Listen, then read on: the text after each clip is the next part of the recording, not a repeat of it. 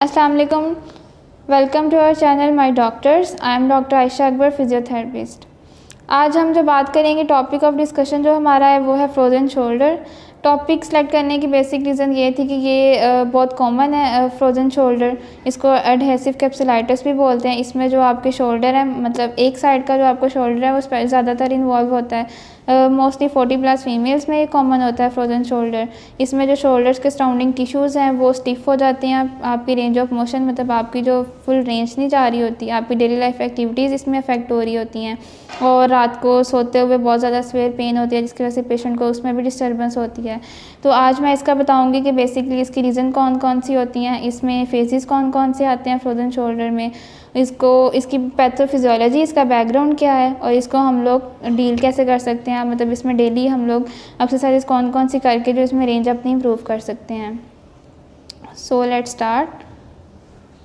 What is frozen shoulder adhesive capsulitis. Frozen shoulder को adhesive capsulitis भी बोलते हैं। ये एक डिसऑर्डर है। इसमें जो आपके शोल्डर के सराउंड आपके जो मसल कनेक्टिव टिश्यूज़ हैं वो इसमें इन्वॉल्व होते हैं। इन्फ्लेम लाइक स्वेलिंग उसमें हो जाती है, स्टिफ अकड़ा हुआ जाता है, मूवमेंट में मसला आता है, मतलब अप नहीं जा रहा होता। जैसे आप अगर कपड़े पहनते हैं, बाल ब्रश करते हैं, तो जब शोल्डर ऊपर लेके जाते हैं तो उसमें रिस्ट्रिक्शंस आ रही होती हैं, जिसकी वजह से आपको पेन आती है। उसके पेन की वजह से हम लोग और अपना शोल्डर मूव नहीं करते ताकि पेन प्रिवेंट हो सके, जिसकी वजह से शोल्डर में और कनेक्टिव टिश्यू स्टिफ हो जाती हैं। और इसमें जो है फेस टू फेस ही डिपेंड करती है इसकी सेवेरिटी। सिम्टम्स जो हैं वो इसके वेरी करते हैं, लाइक पेशेंट टू पेशेंट भी वेरी करते हैं और फेसेस के अकॉर्डिंग भी वेरी करते हैं, क्योंकि इसके 3 फेसेस होते हैं जो हम आगे डिस्कस करेंगे। But over time the shoulder become very hard to move. और डे बाय डे जो है पेशेंट, क्योंकि ऊपर जैसे हमने देखा है कि रिस्ट्रिक्शंस, उसकी वजह से रेंज ऑफ मोशन रिस्ट्रिक्ट हो जाती हैं। उसकी वजह से जो पेशेंट है वो मूव नहीं करता अपनी आर्म, तो वो डे बाय डे जो है patient shoulder become very hard to move. Next हम फेसेस डिस्कस करते हैं। इसकी बेसिकली 3 फेसेस होते हैं। उससे पहले हम देखते हैं कि इसकी ड्यूरेशन कितनी होती है फेसेस की और उसके अकॉर्डिंग सिम्टम्स। तो each phase can last several months. After a period of worsening symptoms frozen shoulder tend to get better, although full recovery may take up to 9 months to 3 years। तो इसमें जो basic role physiotherapy का यही है कि अगर हम timely इसको डायग्नोज कर लें, पेशेंट आपके पास आता है तो उसको हम लोग शोल्डर की फ्लेक्सिबिलिटी इसको इम्प्रूव करवाते हैं। प्राइमरी ट्रीटमेंट में रिकमेंडेशंस में फ्रोजन शोल्डर की यही होता है कि इसको रेंज ऑफ मोशन इम्प्रूव करवाते हैं, पेशेंट की फ्लेक्सिबिलिटी इम्प्रूव करवाते हैं, और जो नाइट पेन पेशेंट को आ रही होती है वो पेशेंट को उससे थोड़ा प्रिवेंट रहे पेशेंट, और उसका जो ADLs है वो इम्प्रूव हो सकें। एंड जो एक्सरसाइज प्रोग्राम है उसमें decrease your pain, improve your range of motion and decrease recovery time, ताकि जो आपकी रिकवरी टाइम जो 9 months to 3 years तक जाके रिकवर होना है वो आपकी जल्दी रिकवर हो जाए, और पेशेंट की जो है वो लाइक डेली लाइफ एक्टिविटीज़ हैं वो मेंटेन रहें। अब जो है फेज़ 1 है, ये है जी फ्रीजिंग एंड पेनफुल फेस इस फेज़ 1। इसमें जो पेशेंट को Aahista Aahista like gradually pen जो है वो इंक्रीज़ होती है। एंड इसमें पेशेंट, ताकि पेशेंट को पेन ना आए, पेशेंट क्या करता है कि अपनी जो शोल्डर है उसको मूव ही नहीं करता, अवॉइड करेगा मूव करने से, जिसकी वजह से जो आपकी रेंज ऑफ मोशन है वो और रिस्ट्रिक्ट हो जाएगी। सेकेंड फेज़ जो है वो फ्रोज़न फेज़ है। इसमें भी ग्रेजुअली पेन इसमें कम होना शुरू हो जाती है, लेकिन जो स्टिफनेस है वो वैसे की वैसी रहती है। आपकी रेंज ऑफ मोशन में इसमें कोई इम्प्रूवमेंट नहीं आती, जस्ट आपका जो पेन का एक फैक्टर है उसमें ही कमी आती है। Third phase is थॉइंग phase. इसमें पेन भी आपकी कम हो जाती है, और जो आपकी मूवमेंट्स हैं ये ग्रेजुअली इंप्रूव होना शुरू हो जाती हैं। आपकी रेंज ऑफ मोशन इंप्रूव हो जाएगी। जो कैप्सुलर पेशेंट में मूवमेंट, कैप्सुलर पैटर्न में मूवमेंट रिस्ट्रिक्शंस आ रही थी, उसमें भी जो है वो इम्प्रूवमेंट आना स्टार्ट हो जाती है। We are going to discuss tips to ease your symptoms. Frozen shoulder की जो कॉज है वो अननोन है, इडियोपैथिक है। इसमें जो पेशेंट्स मोस्टली अफेक्ट होते हैं वो डायबिटीज़ के होते हैं। डायबिटीज़ ज़्यादा रिपोर्टेड हो रहे होते हैं क्योंकि उनका जो सेंसिटिविटी है वो कम हो जाती है। और थायराइड के डिज़ीज़ के जो पेशेंट्स हैं उनमें ये बहुत कॉमन है फ्रोज़न शोल्डर्स, और स्पेसिफिकली 40 years प्लस फीमेल्स में भी ये बहुत कॉमन है। कुछ हार्मोनल चेंजेस की वजह से ऑस्टियोआर्थराइटिस का फैक्टर आ रहा होता है, उसकी वजह से भी फ्रोज़न शोल्डर इनमें बहुत कॉमन होता है। लाइक आपके घर में भी जो 40+ फीमेल्स हैं उनमें यूनिलेटरल शोल्डर में पेन ज़रूर आती है। समटाइम्स जो आपकी आफ्टर शोल्डर सर्जरी अर्थराइटिस के पेशेंट्स में इंजरी के बाद भी फ्रोजन शोल्डर की कंप्लेन आ जाती है, या वैसे ही सिंपली शोल्डर जो स्टिफनेस की तरफ जा रहा होता है क्योंकि हम मूव नहीं करते, लाइक आफ्टर सर्जरी जो हम लोग मूव नहीं करते ताकि पेन का फैक्टर ना आए जॉइंट्स में, तो जिसकी वजह से जो है वो रिस्ट्रिक्शन की तरफ चला जाता है और रेंज ऑफ मोशन उसकी डिक्लाइन हो जाती है, तो ये कंप्लेन हो जाती है फ्रोजन शोल्डर से रिलेटेड। लेकिन if you avoid movement for too long, this tissue surrounding shoulder joint can tighten up and lead to stiff shoulders.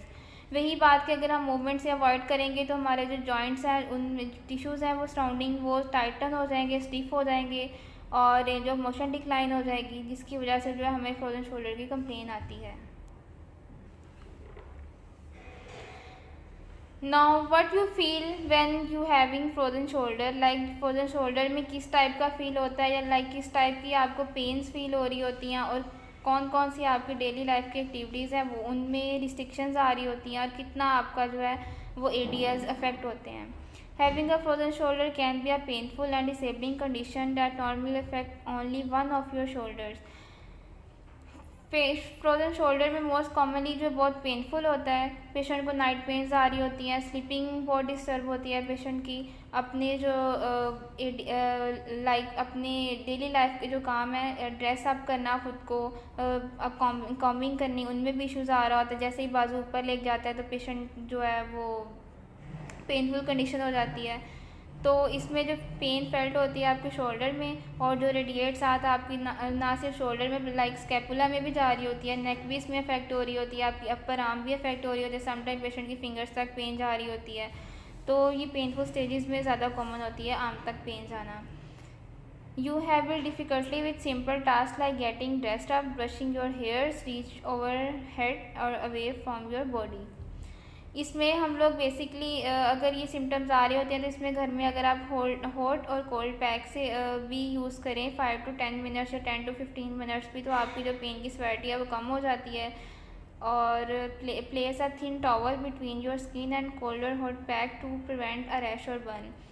अगर आपने हॉट पैक या कोल्ड पैक यूज़ कर रहे हैं तो उसमें आप ये कोल्ड पैक, अगर आपको फर्स्ट 3 डेज़ अगर पेन हुई 3 डेज़ ही हुए हैं तो उसमें आप कोल्ड पैक यूज़ कर सकते हैं ताकि आपकी जो पेनफुल फैक्टर है वो मिनिमाइज़ हो जाए। लेकिन आफ्टर 3 डेज़ आप लोग कोल्ड पैक यूज़ नहीं करेंगे, ये आपकी कंडीशन को और ज़्यादा वर्स कर देगा, बल्कि आप 3 डेज़ के बाद कोल्ड से आप हॉट की तरफ आ जाएंगे। इसमें आप 5 to 10 मिनट्स या 10 to 15 मिनट्स आप उसको हीट अप करेंगे अपने इफेक्टिव एरिया को, और उसके लिए आप टॉवल यूज़ कर सकते हैं, उससे रैप करके उसको ऊपर अगर यूज़ करें तो इससे आपको अगर सेंसिटिव स्किन है या रैशेज हैं तो वो आपके नहीं होंगे, आपकी स्किन भी इससे प्रिवेंट रहेगी। उसके बाद अपनी आर्म को मूव करें जितना पॉसिबल हो सके, और ताकि एवरी आवर अगर पॉसिबल है ताकि आपकी जो रेंजेस है वो इम्प्रूव हो जाएँ। Use medications as prescribed by your doctors. उसके अलावा आप मेडिकेशंस भी इसकी यूज़ कर सकते हैं अगर आप किसी डॉक्टर से ट्रीटमेंट ले रहे हैं, उन्होंने आपको बताई है, ताकि आपकी जो पेनफुल फैक्टर है, जो आपकी लाइफ की जो डेली लाइफ एक्टिविटीज़ अफेक्ट हैं वो आपकी इम्प्रूव हो सकें। नाउ अब हम डिस्कस करेंगे कि जो आपकी नाइट पेन्स भी फ्रोजन शोल्डर की वजह से अफेक्टेड शोल्डर में आ रही होती हैं, आपकी स्लीप डिस्टर्ब होती है, उसमें आप लोग किस तरह कंफर्टेबल किस पोजीशन में लेटें तो आपकी जो है पेन जो है वो मिनिमाइज़ होगी और आपकी स्लीपिंग जो है वो अफेक्ट नहीं होगी। So if you sleep on your back, like अगर आप लोग स्पाइन लाइन लेटे हैं, मतलब सीधा लेटे हैं, तो अपना जो पिलो है अपनी अफेक्टेड साइड के आर्म के नीचे रख लें और अपनी जो आर्म है उस बाजू को अपने चेस्ट के ऊपर रख लें। तो like on your stomach place your hand, तो इससे जो आपकी थोड़ी आर्म को सपोर्ट मिलेगी, अब कनेक्टिव टिश्यूज़ हैं उनको भी सपोर्ट मिलेगी, तो आपको जो पेन का फैक्टर है वो नर्व या मसल्स या टिश्यूज़ आपके उसमें पेन आ रही होती है वो नहीं होगी। उसकी सेकंड पोजीशन ये है कि अगर आप साइड लाइन लेट रहे हैं, लाइक करवट के बाद लेट रहे हैं, तो अपनी जो sleep on the uninvolved side, अपनी दूसरी साइड पे लेटें जिसमें आपकी पेन नहीं है, आपकी जो बाजू बिल्कुल ठीक है, अगर उस पर लेटेंगे और अपनी जो अफेक्टेड साइड है उसको अपनी ऊपर वाली साइड पे बाजू को रखें, अपनी चेस्ट पे अपनी प्लेस करके पिलो उसके आगे अपनी जो है hugging pillow across your chest, अगर इस पोजीशन में लेटेंगे तो इससे भी आपकी पेन मिनिमाइज रहेगी और आपको स्लीप अनकम्फर्टेबिलिटी नहीं होगी। अब पहले हमने बात की स्लीपिंग पोजीशंस की, उसके बाद हम बात करेंगे सिटिंग पोजीशंस की, कि सिटिंग पोजीशंस में आप लोग किस तरह से कोप अप कर सकते हैं अपनी पेन्स को फ्रोजन शोल्डर में, और इससे आप जो है अवॉइड कर सकते हैं। सिट विद गुड पोस्चर, ये तो वैसे ही बहुत इंपॉर्टेंट है ना कि आपने हमेशा जो अपने गुड पोस्चर में बैठे हैं, इससे बहुत सारे आपके जो मसल्स हैं वो रिलैक्स होंगे, जॉइंट अपनी पोजीशन पे होंगे, जिसकी वजह से आपको वैसे ही बहुत सारी जो मसल स्टिफनेस होती है वो आपकी इम्प्रूव हो जाती है। आपने झुक के बैठने से अवॉइड करें स्लंपिंग और स्लाउचिंग पोस्चर। अपनी बैक को स्ट्रेट करके बैठें। आप जो कंफर्टेबल चेयर अगर नहीं है तो आप बैक उसकी स्पॉटेड नहीं है तो हम लोग कुशन भी अगर सोफे पे बैठे हैं तो यूज़ कर सकते हैं, ताकि आपकी बैक की जो वो उसको सपोर्ट मिल सके और आपके जो मसल्स हैं उनमें पेन कम से कम हो। Try to keep your shoulders back and down away from your ears. अब बहुत ज़्यादा जैसे लोग कंधे जो है पेन की वजह से जो श्रगिंग में लाइक बैठे होते हैं, तो इस तरह से नहीं बैठना, वो हर टाइम टाइटनेस पर रहेंगे तो वो एक अलग ही पेन और कॉज करेगी। अपने कंधों को रिलैक्स रखें, अपनी बैक को स्ट्रेट करें, कुशन यूज़ कर लें अगर आपने बैक सपोर्ट देना है ज़्यादा। उसके अलावा आप फिजियोथेरेपिस्ट से अगर आप घर में इन ट्रीटमेंट से आपको या टिप से नहीं फ़र्क पड़ता तो अपने कंसल्टेंट ज़रूर किसी फिजियोथेरेपिस्ट की या डॉक्टर मेडिकल स्पेशलिस्ट की लें, ताकि आपका जो एक्सपीरियंस है वो पेन का और जो आपकी रेंज ऑफ मोशंस है उनमें डिक्लाइन है तो वो इम्प्रूव हो जाए और आपकी फर्दर जो टाइम है आपका वो पेन से अवॉइड रहे। तो उसके लिए कंसल्ट विद योर फिजियोथेरेपिस्ट और doctor if you experience an increase in your symptoms with recommended exercises. और अगर जो एक्सरसाइज आपको प्रिस्क्राइब पहले किसी ने की हैं या आपने वीडियो में देखी हैं या आपको उनसे अगर फ़र्क नहीं पड़ा तो आप अपने कंसल्टेंट से ज़रूर जो है फिज़िकली वो कंसल्टेंसी लें, ताकि आपको जो सिम्टम्स हैं मज़ीद वर्सन ना हो, क्योंकि बहुत सारे ऐसे फैक्टर्स होते हैं जो इस तरह से आप पर्सन टू पर्सन वेरी कर रहे होते हैं। तो जनरल गाइडलाइंस पे अगर पेशेंट को फ़र्क नहीं पड़ा तो वो ज़रूर अपना जो है इंडिविजुअली कंसल्ट करे।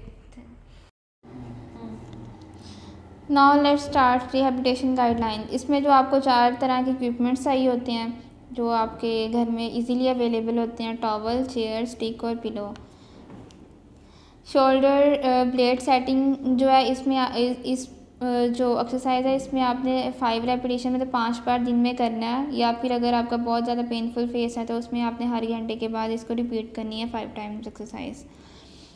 और इसको जो आप ये पिक्चर भी देख सकते हैं जो बनाई है, एक रिलैक्स और एक दूसरे में स्क्वीज शोल्डर ब्लेड्स को जो है पर्सन कर रहा है। और इसको होल्ड करना है 5 to 10 सेकेंड्स के लिए और रिपीट करना है 2 to 3 times. Then move to second exercise, ये है पेंडुलम और सर्कमडक्शन भी इसको हम बोलते हैं। इसमें पेशेंट ने क्या करना होता है कि या तो जो पिक्चर बनी हुई है इस पोजीशन में भी आप कर सकते हैं, bend forward at your hips so that your arm hanging down freely. Like एक आर्म से जो अनअफेक्टेड है उससे सपोर्ट कर लेना, दूसरी आर्म को आपने फ्रीली जो है वो हैंगिंग कर लेनी है डाउन, और इसको फ्रीली सर्कल्स में मूव करना है clockwise and then anti clockwise, और इसको 1 मिनट तक आपने क्लॉकवाइज और एंटी क्लॉकवाइज मूव करना है सर्कल में, ताकि जो आपका फुल जो आपकी शोल्डर की मूवमेंट हो फुल रेंज में। Then next is overhead reach. इसमें आपने स्पाइन लाइन में लेट जाना है, मतलब सीधा लेट जाना है, बेड पे लेट जाएं या मैट पे लेट जाएं फ्लोर पे। इसमें आपने पिलो सपोर्ट करना है अपने हेड के नीचे, पिलो के बगैर नहीं आपने अपनी गर्दन रखनी। उसके बाद आपने जो अफेक्टेड साइड है उसको थम्स पॉइंटिंग अपवर्ड एंड जो अनअफेक्टेड साइड है उससे आपने अपनी एल्बो को सपोर्ट करना है और इसको जो है लिफ्ट करना है अपनी अफेक्टेड आर्म को ओवरहेड, और इस पोजीशन को आपने होल्ड करना है 5 सेकंड के लिए, 1 2 3 4 5 तक गिना और उसके बाद फिर रिपीट किया एक करने के बाद। और इसकी रेपिटेशन ये होंगी कि आपने 3 से 5 मरतबा करना है daily per day. Now next is cross arm stretch. इसमें आपने इसी स्टैंडिंग पोजीशन में भी आप कर सकते हैं, मतलब खड़े होकर भी कर सकते हैं, बैठ के भी कर सकते हैं। इसमें gently pull 1 arm across your chest just below your chin as far as possible without causing pain, और इसको होल्ड करना है, देन रिलैक्स एंड रिपीट, मतलब रेपिटेशंस करनी है 3 to 5 टाइम्स, और उसके बाद एक रेपिटेशन के बाद आप इसमें रिलैक्स भी कर सकते हैं, देन फिर दोबारा से आप कर सकते हैं, लेकिन आपने 3 to 5 टाइम इसको ज़रूर करना है पर डे। ये थी हमारी सारी रिहैबिलिटेशन प्लान में जो एक्सरसाइजेज आ रही होती हैं जो आप घर में इजीली कर सकते हैं। उसके एंड पे जो है ये अलर्ट है, ये जो बहुत ज़रूरी है, क्योंकि ये तो गाइडलाइंस होती हैं वो बेसिकली जर्नल आ रही होती हैं, लेकिन पर्सन टू पर्सन सिम्टम्स भी वेरी कर रहे होते हैं और कंडीशंस वेरी करती हैं। क्योंकि फ्रोजन शोल्डर के अलावा जैसे हमने पहले डिस्कस किया और भी बहुत सारी कॉजेज़ हो सकती हैं जिसमें शोल्डर पेन आती है। तो आप इसमें अलर्ट में, if it is uncommon for your pain level to slightly increase during the first week of exercise.